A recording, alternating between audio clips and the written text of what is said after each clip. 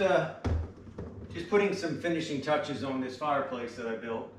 And one of the things I want to do is I want to put some wafer lights up there to light up these shelves right here. And a trick I've been doing for years, don't know if you want to call it a trick or a hack or helpful advice, is I have a arrow shaft. A lot of bow hunters have these. They have a lighted knock on it.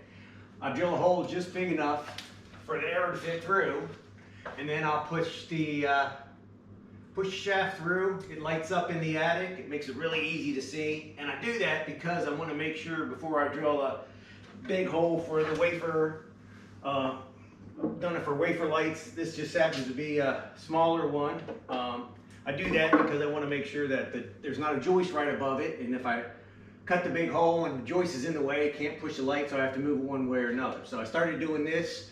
I walk up there, clear the insulation, check the area out, and make sure that there's no obstruction to hang the lights. So hopefully that'll help somebody if they want to try it, especially when you're working by yourself. Makes it much easier. You don't have to go up and down the steps multiple times. All right, thank you. Like and share.